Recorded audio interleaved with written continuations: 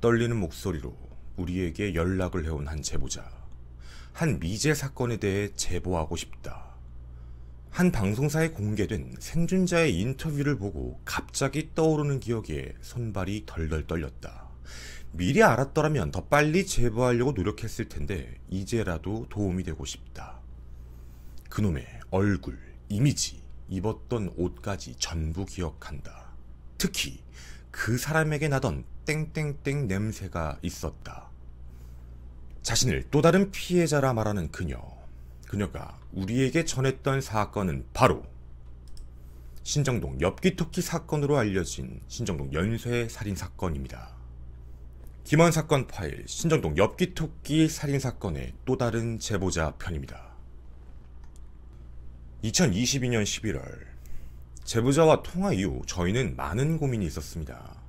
그중 가장 컸던 것은 과연 우리가 알고 있는 그 사건의 그놈과 같은 놈일까라는 그 생각이었죠.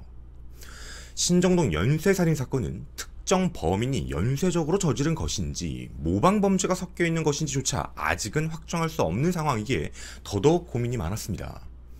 그럼에도 이 방송을 결정한 이유는 단 한 가지. 저에게 연락을 주신 제보자님이 말씀하신 대로 엽기토끼 2022년 버전을 보고 기억이 났다라는 것. 모든 사람들이 유명 프로그램 혹은 유튜브 방송을 보는 것이 아니기에 누군가의 기억 속에 묻혀있는 그 그놈의 흔적을 밝히다 보면 더 확실한 윤곽이 잡히지 않을까라는 생각이었습니다.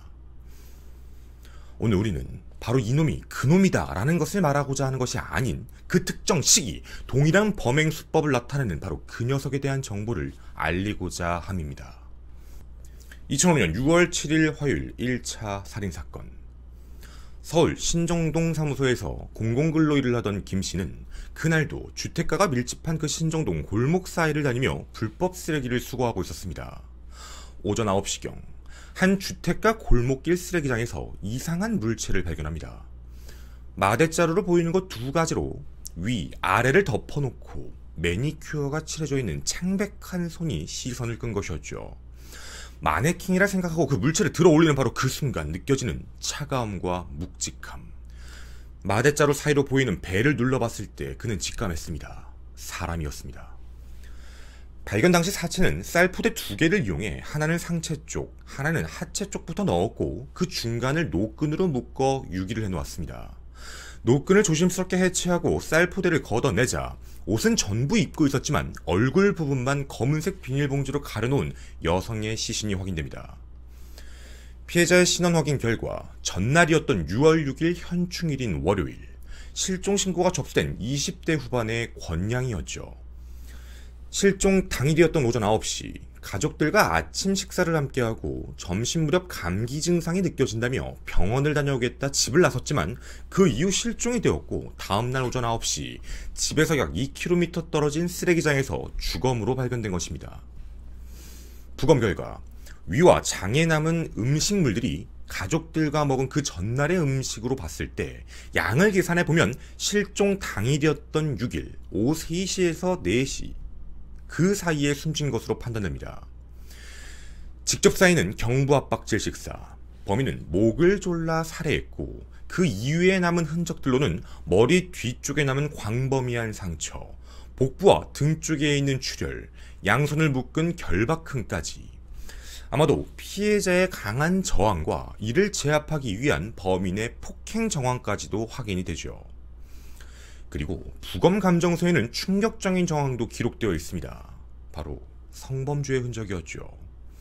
피해자의 가슴 부분엔 범인의 것으로 추정되는 치은, 즉 물어뜯은 흔적이 발견되고 옷이 전부 입혀진 상태로 발견되긴 했지만 말려 올라갔다라는 점으로 미루어 보아 다시 입힌 것으로 보였으며 신체 내부에 각기 다른 종류의 생리대 2개 그리고 휴지까지도 말아넣은 것입니다.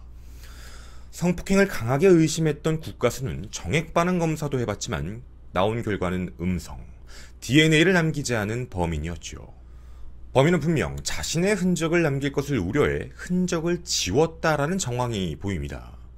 그리고 또 자신만의 공간으로 피해자를 납치한 다음 범행을 저지르고 유기를 위한 도구도 집안 내부에 있었던 그 공간에 있던 물건을 쓴 것으로 유추할 수 있는데, 대표적으로 시신을 덮은 쌀포대에 집중할 수 있습니다. 이 쌀포대는 모래와 삶은 달걀 껍질 분말이 그 내부에서 같이 확인된 것으로 보아 집을 짓거나 건물 내부에서 인테리어 일을 하는 분들이 넣어두는 그런 포대와 흔적이 일치를 했지요. 2005년 11월 21일 월요일 2차 살인사건. 1차 사건 발생 6개월 후 불과 1.8km 떨어진 한 주택가의 주차장에서 또 다른 시신 한 구가 발견됩니다. 야외용 돗자리를 이용해 시신을 둘둘 만 범인은 노끈, 전기선, 나일로끈 총 3종류를 이용해 묶어 유기를 했지요. 경찰은 경악할 수밖에 없었습니다. 1차 사건의 방식과 매우 유사할 뿐만 아니라 그 유기의 흔적이 더 정교해졌다는 점 때문이었죠. 검은색 비닐봉지로 얼굴을 가린 것뿐만 아니라 이번엔 김장용 대형 비닐봉지로 한번 시신을 1차로 감쌌고 그 위로 돗자리를 덮어 외부에서 시신임을 바로 알 수 없게 했다라는 점입니다. 피해자는 40대 여성 E씨. 전날이었던 20일 일요일 회사 퇴근 시간임에도 집으로 귀가하지 않아 남편에 의해 실종 신고가 된 상태였습니다. CCTV 확인 결과 바로 일요일 오후 4시경 신정역에서 나오는 E씨의 마지막 모습이 포착됩니다. 귀가를 위해 신정역에서 많은 사람들과 함께 나오던 E씨는 증발하듯 사라져버렸고 하루 뒤 싸늘한 주검으로 발견된 것입니다. 6개월 사이 발생한 연쇄적인 살인사건. 문제는 이 범행 자체가 매우 대범하다라는 것이었습니다. 공휴일 혹은 주말, 유동인구가 많은 그 신정역을 중심으로 피해자를 대범하게도 납치를 해서 자신만의 공간으로 데려가 살해 후 유기를 위한 준비까지 전부 마친 뒤 골목길에 실제로 유기를 한 범인. CCTV에 대한 흔적을 남기지 않아 유기된 형태로만 봤을 땐 아마도 범인은 피해자를 차량을 이용해 납치를 했을 것이고 그 이후에 유기도 차량으로 했을 것이다 정도밖에 추정되지 않았습니다. 자, 중요한 내용입니다. 여기까지가 신정동에서 발생한 연쇄 살인사건에 대한 내용입니다. 물론 이 부분에 대해서도 범인이 같다와 2차 범행은 모방범죄다라는 의견이 나뉘기도 합니다. 이유가 있었는데요. 1차 사건이 성도착증 증세가 보였다면 2차 범행은 전혀 그런 흔적이 없었다는 점이었고, 2차 범행 피해자 E씨 같은 경우 옆구리 쪽에 날카로운 흉기에 찔린 광범위한 출혈도 보였습니다. 아마 납치를 할 때 칼 같은 걸 들이대며 따라와라, 쫓아와라 라고 하는 협박용으로 공격을 가했을 가능성이 높아 보이는 것이었죠. 경찰이 알 수 있는 힌트 정도는 2차 사건에 남은 범인의 것으로 보이는 DNA와 시신 발견 당시 입고 있던 옷에서 발견된 곰팡이, 아마도 납치 후 감금된 장소가 반지하 정도다라고 추정하는 정도였습니다. 그런데 왜 이 사건이 엽기토끼 살인사건이라고 알려졌을까요? 사실 정확한 명칭은 엽기토끼 납치 미수사건이라고 부르는 것이 정확합니다. 이유가 있었습니다. 2차 사건이 발생하고 또 6개월 후였던 2006년 5월 31일 수요일 납치 미수 사건이 발생합니다.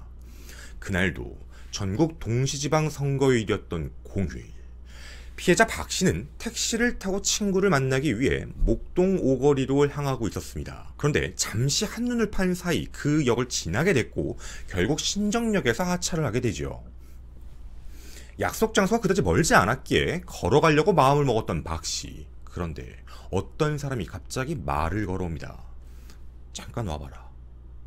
무언가 물어볼 게 있나 해서 다가갔더니 그 남성은 순간적으로 손을 낚아채고 어디론가 끌고 가기 시작한 겁니다. 조용히 하고 따라와라. 안 그러면 죽이겠다. 너무 놀란 박씨가 소리를 지르자 주변 사람들이 쳐다보기 시작합니다. 이에 범인은 너무나도 태연하게 여자친구가 술을 너무 많이 마셨네요 라며 핑계를 대고 계속 끌고 갔죠. 주변 사람들도 뭐 대낮에 저렇게 술을 많이 마셨어? 라고 하며 별다른 일이 아닌 듯 그렇게 지나치게 만들었습니다. 그때 자꾸 저항을 했던 박씨의 옆구리에 무언가 푹 찔리는 느낌이 듭니다. 드르륵 드르륵 하고 보여준 것 바로 커터칼이었죠. 순식간에 벌어진 상황이었습니다. 결국 조용히 그를 따라갈 수밖에 없었죠. 신정역 골목길은 매우 복잡합니다. 수많은 다세대 주택들이 밀집되어 있는 공간이죠. 어딘지 그 모르는 길을 한참을 따라가다 도착한 곳, 바로 그 수많은 다세대 주택의 한 곳이었으며 바로 반지하 쪽을 들어가게 됩니다. 들어가기 전 눈을 가린 범인은 박 씨를 집 안으로 데리고 가 갑자기 소리를 크게 키우며 조용히 하라고 협박하기 시작합니다. 그리고 들려왔던 소리, 왔어? 라는 말이었죠. 이 집안엔 또 다른 남성이 한 명 더 있었던 겁니다. 그럼 최소 범인은 2명이란 뜻이 되죠. 가린 눈 밑으로 바닥에는 수많은 끈들이 널브러져 있었고 움직인다, 뭐 한다면 죽이겠다라고 협박을 하고 있는 범인이었습니다. 화장실을 가기 위해 바지를 벗으려던 그 의문의 남성. 그 순간 피해자의 눈에 보인 건 열린 현관문이었습니다. 지금 도망치지 않으면 정말 죽을 것 같다라는 생각에 그 길로 바로 도망치기 시작한 피해자였죠. 그런데 바깥으로 나가 도주를 하면 길도 어딘지도 모르고 금방 잡힐 것 같다라는 생각에 바로 그 위쪽 다세대 주택 위층을 향해 올라갑니다. 그리고 그 집 앞에 있던 신발장 뒤로 숨게 되었고 그곳에서 본 것이 바로 엽기토끼 스티커였죠. 피해자는 자신을 찾으러 나간 범인들이 다시 돌아와 들어간 것을 확인하고 나서야 도망쳐 구조될 수 있었습니다. 정말 대범한 범인. 만약 1, 2차 살인사건과 이 납치미수 사건의 범인이 동일 범위라면 범인은 놀랍게도 차량이 아닌 길에서 흉기를 들고 피해자를 제압해 자신의 주거지까지 데려갔다라는 말이 됩니다. 엽기토끼 연쇄살인사건이라고 부른다면 1차 살인, 2차 살인, 그리고 생존자였던 박 씨까지 모든 사건의 범인이 같다라는 뜻이 되는 거고, 만약 살인사건과 별개의 사건이라면 엽기토끼 납치 미수 사건이라고 부르는 것이 맞다라는 것이죠. 생존자 박 씨는 범인의 얼굴을 이렇게 기억합니다. 눈썹은 문신이 아닌데 좀 진했다, 눈이 좀 특출났다라는 뜻이죠. 키는 170 한 중반 정도, 체구는 매우 단단했다. 나이는 30대 중반처럼 보였고 살았던 집에 대한 정보도 줬지만 현재까지 그 집을 찾지 못하는 상황이었죠. 수많은 사람들의 기억을 찾고 있었습니다.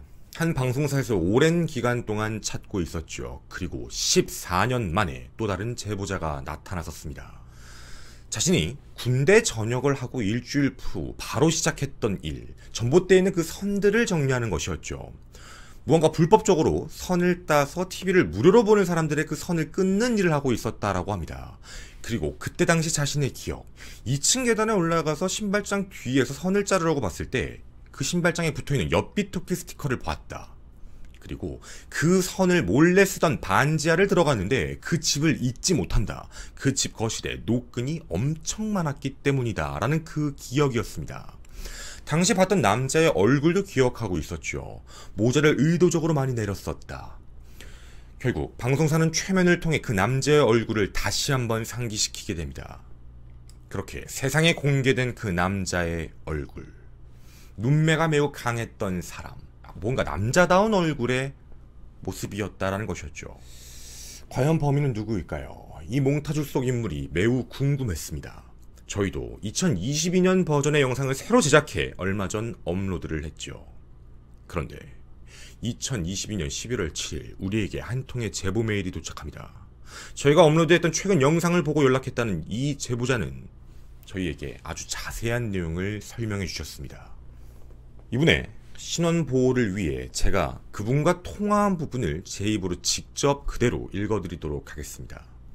거의 20년 전의 일입니다. 근데 생각보다 이분은 굉장히 많은 내용을 세부적으로 기억을 하고 계셨습니다. 저는 궁금했습니다. 왜 이렇게 왜 기억이 정확한 것이냐라는 질문이었죠. 근데 그분이 정확하게 이런 답변을 하셨습니다. 사실 그때는 진짜 어이가 없었다.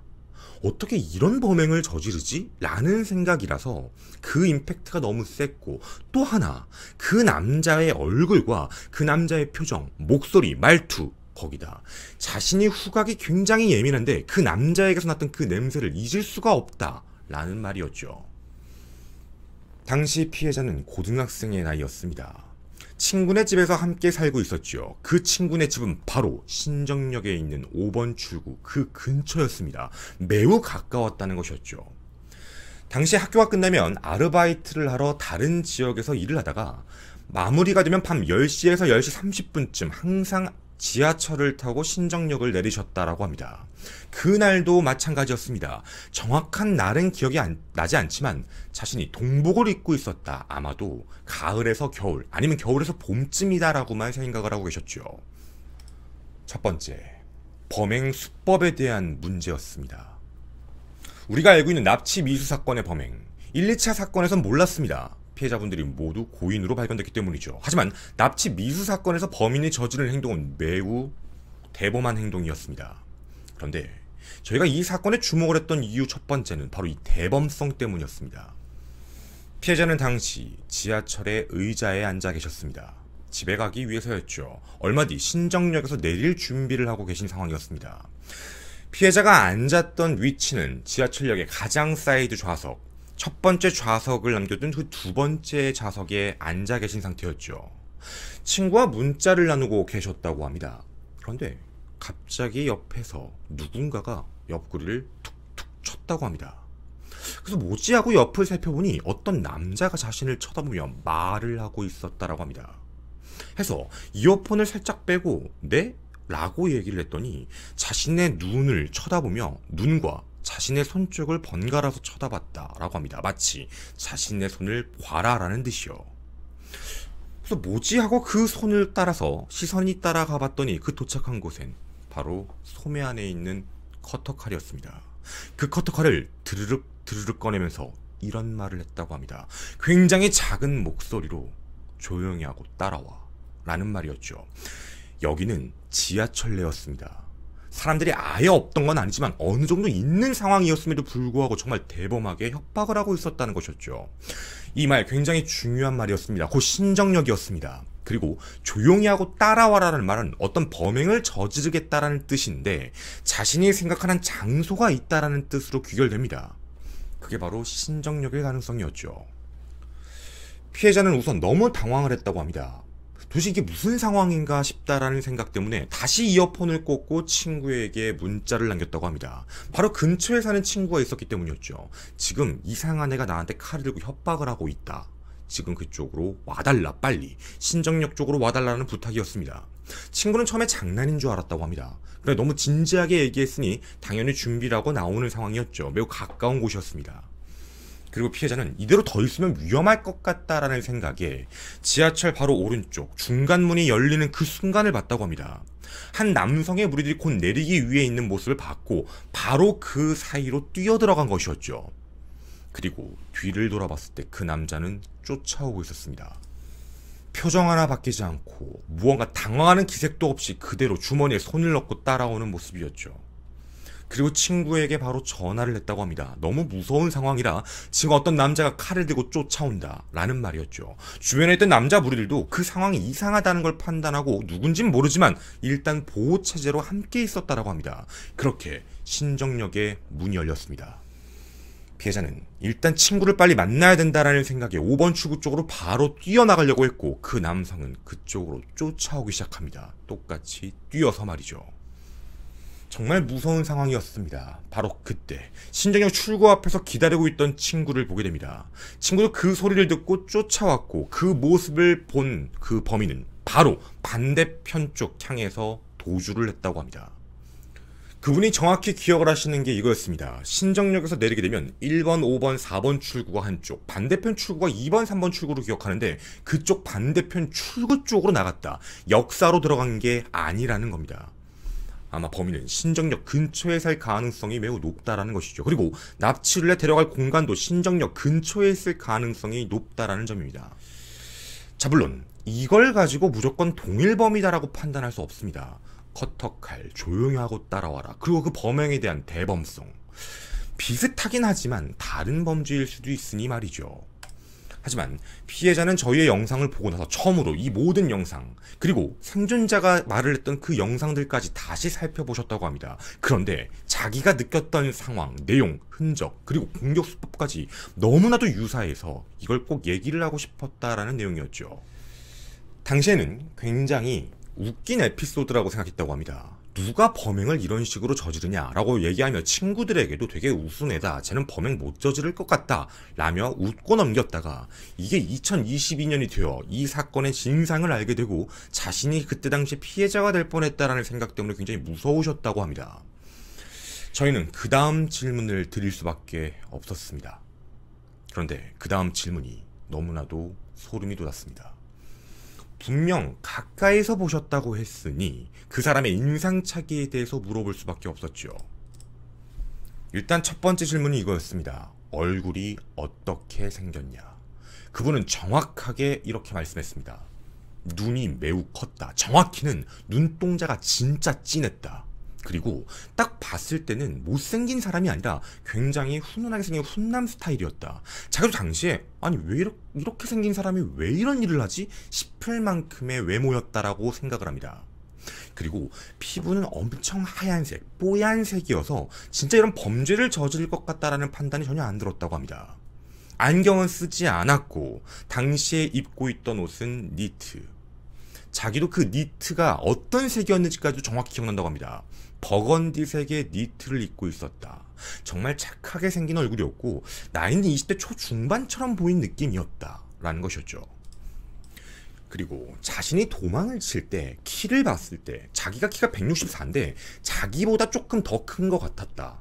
한 175 정도 되는 느낌이었다 라고 이야기하셨습니다. 지금까지의 내용은요, 당시 최면 수사에서 나왔던 그리고 생존자의 진술에 대한 부분들하고도 굉장히 많은 부분이 일치합니다. 체격에 대한 부분도 일치했습니다. 말랐나요? 뚱뚱했나요? 아니요. 굉장히 다부진 체격이었습니다. 라는 내용이었습니다. 무언가 많은 부분들이 일치하는 내용이었죠. 그리고 그 남자를 기억하는 그 이유, 바로 냄새 때문이다라는 것이었습니다. 자신이 평소에 후각이 매우 예민해서 냄새가 엄청났다라는 뜻이 아니라 그 예민한 후각에서 딱 꽂혔던 한 가지 냄새가 있다. 주변 사람들이 자신이 강아지보다 후각이 좋다고 평가할 만큼 예민한 편인데 그때 당시 그 사람을 처음 쳐다봤을 때부터 났던 냄새가 바로 소독약이었다. 그 병원에서 나는 그 이상한 소독약 냄새가 났다. 지금 생각해봐도 소름이 끼친다라는 것이었죠. 소독약 냄새가 왜 났던 걸까요? 물론 소독약의 범주는 매우 넓습니다. 그게 풀풀 풍겼다라는 뜻을 얘기하는 게 아닙니다. 미세하지만 자신에겐 정확하게 났던 냄새다라는 뜻이었죠. 저희는 궁금했습니다. 이 얼굴, 이 몽타주에 대한 부분, 혹시 이 얼굴이 닮지 않았느냐? 정확히 이렇게 말하셨습니다. 눈 부분이 너무나도 닮았다. 그리고 이 몽타주가 공개되고 나서 한 남성이 언론을 통해 알려지기 시작했습니다. 과거 범죄를 저지르고 감금됐다. 결국 나중에 출소해 성범죄자 알림에 등재된 2명 중에 한 명이었죠. 그것이 알고 싶다 팀에서 실제로 찾아갔던 사람입니다. 그 사람의 사진을 보여줬을 때 단 한마디를 하셨습니다. 눈매가 매우 닮았다. 저희는 확실하게 말씀드리도록 하겠습니다. 같은 사람이다, 아니다를 판단하자라는 건 절대 아닙니다. 아니 이렇게만 들으면 아닐 수도 있잖아. 맞습니다. 저희가 이 이야기를 전해드리는 이유, 범행이 있을 당시 그리고 그 전 몇 년 사이에 이런 일을 겪으신 분 또 계시지 않은가요? 누군가가 길거리가 아니라 이런 지하철에서도 아니면 분명히 사람이 있을 법한 장소에서도 커터칼로 위협하며 얼굴이 하얗고 눈매가 강했던 사람, 진짜 범행을 저질 것 같지 않았던 탄탄한 체격에 키 175cm 가량된 한 남성이 여러분을 협박한 적이 있지 않나요? 조용히 하고 따라와라 라고 이야기하며 신전역 근처에서 말입니다. 여러분의 그 기억 하나하나가 매우 중요합니다. 그럼 그 퍼즐들이 하나씩 맞춰주고 어느 순간 그 범인의 모습이 세상에 공개될 수도 있으니 말이죠. 이 방송을 보시는 많은 분들의 그 기억이 모여야 합니다. 다시 한번 말씀드리겠습니다. 나는 신정역에서 2005년 전후로 해서 어떤 남자가 여성을 데리고 가며 술에 취했다라고 얘기하며 끌고 가는 이상한 장면을 목격한 적이 있다. 혹은 내가 봤을 때 이런 일을 겪은 적이 있고 뽀얀 피부의 남성이 칼을 들거나 나에게 위협을 한 적이 있었다. 이 모든 제보들 저희에게 가감없이 보내주시길 부탁드립니다. 저는 김원 사건 파일의 김원이었습니다. 감사합니다. 사실 저희가 제보를 받을 때 한 가지 하는 행동이 있는데요. 뭐 저희도 다 아는 건 아니지만 외부에 나오지 않은 내용들도 사실은 있어요. 근데 이제 그런 부분이 뭐 사건 해결의 중심이라기보다는 제보자의 신빙성에 대한 부분 때문이기도 해요. 말씀은 드릴 수 없지만. 근데 전화 통화를 할 때 먼저 여쭤보진 않아요. 왜냐면 이제 먼저 여쭤보면 맞다고 얘기할까봐. 왜냐면 가짜 제보도 진짜 많아요. 그래서 저희한테 오는 한 10가지의 제보들 중에 6가지는 제보라는 이름의 추측? 그러니까 이제 추리를 하시는 분들이 많고요. 그러니까 그건 추리라고 보내주셔야 되는데 그런 내용들이 대부분은 뭐 제보입니다 라고 보내시니까 그런 것도 있고, 그리고 그 중에는 이제 잘못된 생각으로 보내시는 분, 진짜 나쁘다는 게 아니에요. 그냥 뭔가 저랑 통화를 해보고 싶어서 라고 하시는 분들도 있고, 그러니까 이제 장난치듯이 하시는 분들도 가끔 계세요. 근데 어쨌든 뭐 근데 가끔은 정말 중요한 내용들이 있어요. 그렇기 때문에 저희가 확인 작업을 좀 거칠 수밖에 없는 거거든요. 근데 그래서 이제 저희들도 갖고 있는 자료선에서 몇 가지를 던져보는 거예요. 저희가 이제 말씀드렸던 쌀포대와 관련된 내용들도 이제 외부에는 원래 잘 얘기가 없던 내용이었는데, 그런 뭐 안에 어떤 물질이 들어있었다라는 부분들도, 그러니까 이제 이런 내용들을 하나씩 갖고 있는 것들이 있는데요. 저희가 이분하고 통화를 하면서 이거 신빙성이 높다라고 판단하고 저희가 이제 주변에 도움 주셨던 분들에게도 이 내용을 다 넘겼어요. 그리고 이 내용은 경찰 쪽에 제보를 하는 쪽으로 결정을 내린 거예요. 왜냐면 더 많은 건 당연히 경찰 쪽이 갖고 있으니까. 근데 오해하시면 안 되는 것 중에 하나가, 야 이걸 왜 너한테 얘기해? 라고 하실 수도 있는데요. 이게 대부분 이게 제보하시는 분들의 입장에서 다 이렇게 생각하세요. 그러니까 대부분 이게 맞나? 이게 도움이 되나? 라는 생각을 많이 하시는데, 유튜버는 사실 공신력 기관이 아니잖아요. 그러니까 편하게 얘기할 수 있다는 거예요. 제 방송을 또 오래 보신 분들이면, 제 방송 제가 누군지 아시는 분이면 저랑의 이제 일방적인 라포겠지만, 신뢰감 형성이 일방적이긴 하겠지만 저는 누군지 모르니까. 그러니까 그냥 얘한테는 얘기할 수 있어라고 되게 편하게 얘기하시는 정도인 거예요. 그래서 이제 그런 제보들이 들어오는 거고, 저도 그중에 신빙성이 있는 것들은 넘기는 거죠. 근데 어쨌든 뭐 그런 상황인 건데, 왜 이렇게 오랜 시간 동안 이제 와서 왜 기억을 해? 라고 이제 이것도 잘못 기억하시는 분들이 뭐냐면, 이건 우리의 입장인 거고요. 이게 사실 이유가 있는 게, 생각보다, 그러니까 제 지금 방송을 보시는 분들, 제 지금 유튜브를 보시는 분들은 우리는 그것이 알고 싶다 같은 프로그램 시청률 거의 99%일 거예요. 그런 거에 관심이 있으신 분들이에요. 그러니까 우리만 놓고 그것이 알고 싶다 시청률을 논하면 제가 봐도 아무리 봐도 95% 넘을 것 같거든요. 정말 많은 사람들이 볼 거예요. 이게. 우리는 그런 사람들만 모여있어. 관심 있는 사람들만. 그런데 그것이 알고 싶다라는 방송의 전체적인 그 시청률을 놓고 보면 평균치를 놓고 보면 5%예요. 낮을 때 3%대 나오고 높을 때는 진짜 높을 때는 뭐 10몇 프로, 11%까지 간다고 하는데 그냥 평균적으로 높으면 한 7%? 그러니까 이게 무서워서 안 보시는 분들도 있고, 교양 프로그램이다 보니까 안 보시는 분들도 있고, 그냥 인터넷에 있는 짤로만 보시는 분들도 있고, 뭐 이게 조금 많이 이제 다르죠. 근데 요즘에는 유튜브든 OTT든 이런 게 발전이 되다 보니까 다른 매체를 통해서 보시는 분들도 있어요. 그래서 뭐 그것이 알고 싶다 같은 거 막 많이 보면 무섭다. 그리고 어디 주변에 나가도, 여러분도 그런 경험 있으실 거예요. 우리 방송 좋아하시는 분들은 주변에 가서 어떤 친구하고 밥 먹고 얘기하다 어떤 살인사건 얘기하면 뭐 야 너 이상해, 그런 거 왜 봐, 왜 좋아해, 막 이런 거 있잖아요. 그러니까 이게 보편적인 방송은 아니에요. 이런 소재에 관심을 갖는 분들이 그렇게 많지 않기 때문에, 그러니까 이렇게 얘기하면 누군가의 기억이 남아있지만 이런 방송을 모르시는 분들, 사건의 디테일을 모르시는 분들이 훨씬 많아요. 그래서 이게 알려줘야 되는 게 맞고, 그래서 리뉴얼로 방송을 계속 하고 하는 이유가, 하다 보면 무언가가 또 들어오고 또 들어오고 또 들어오고 그래요. 제가 3년 전에 찍었던 엽기토끼 사건을 다시 찍은 이유도 그때 당시는 너무 옛날이었죠. 근데 요즘 걸 다시 찍은 이유가, 요즘에는 이제 유튜브를 쓰시는 분들이 너무 많고, 저도 이제 그때보다 채널이 커졌고, 이런 상황이다 보니까 하고 있는 것 뿐이거든요. 그러니까 이제 제보가 또 들어오고, 나도 이런 일이 있었어. 이게 얼마 전에 있었던 김근식도 그런 거예요. 김근식이 원래 출소했는데 또 들어갔잖아요. 그것도 2020년에 한 분이, 그러니까 요즘이 아니었던 거예요. 그것도 2020년에 유튜브 보다가 범행에 대한 거 되게 디테일하게 설명하잖아요. 그게 자극성이라고 비판하시면 안 되는 게, 디테일하게 범행 수법을 설명했던 이유 중에 하나는 그래야 누군가가 기억을 해내요. 나랑 똑같네? 이렇게요. 예를 들면, 저 그냥 길 가고 있는데 누가 와가지고 칼로 협박해가지고 그냥 쫓아가가지고 뭐 이런 일이 있었습니다 라고 간단하게 얘기하면 범주가 너무 넓어요. 이렇게 되면. 그러니까 너무너무 넓어진다라는 문제들 때문에 이게 실질적으로 디테일하게 설명을 하게 되면 이거 내가 겪은 거랑 비슷한데? 이거 그럴 수 있겠는데? 라고 해서 기억이 다시 살아나는 문제들이 있다 보니까 좀 상황에 대한 부분들을 그렇게 설명을 하게 되는 건데, 저도 그래서 지금도 그렇게 설명을 드린 거예요. 이게 만약 같은 범죄라면, 같은 범행이라면 아마도예요, 굉장히 대범하기 때문에 이 근처에서 아무렇지 않게 그런 행동을 했다라는 뜻인 거예요. 이런 걸 놓고 보면. 그래서 누군가의 기억에 대한 부분이 그래서 되게 중요한 문제인 거고, 그리고 이게 어차피 안 되겠지로 끝내면 안 된다는 거예요. 사람들은 이런 걸 놓고 보면 뭐 어차피 뭐 무죄 나오고 뭐 무혐의 되고 증거불충분 될 텐데 뭐하러 해, 귀찮게. 그러다 보면 증거들이 하나씩 사라져요. 증거불충분으로 기소가 안 된다 하더라도 그 퍼즐 조각은 정말 중요한 거예요. 그렇게 하나하나 뭉쳐져야 어디선가 핵심적인 게 나올 수도 있는 거고, 그렇게 돼야지만 무언가 사건 해결이 안 될 것 같다가도 그게 되어지는 거고, 우린 그동안 그런 사례들을 너무 많이 봐왔기 때문에 용기를 내야 되는 게 맞는 거거든요. 그러니까 부담 느끼시지 마시고 편하게 얘기해 주셨으면 좋겠습니다. 저도 오늘 이 방송은 제보자분하고 통화 다 했죠. 근데 제보자분에 대한 시연을 하나도 노출 안 시킨 거예요. 그냥 우리들에 대한 얘기만, 그런 상황만 제가 대신 전달해 드린 거예요. 이렇게 기억해 주셨으면 좋겠고, 많은 제보, 여러분의 관심도 부탁드립니다. 그래야 알려집니다. 감사합니다.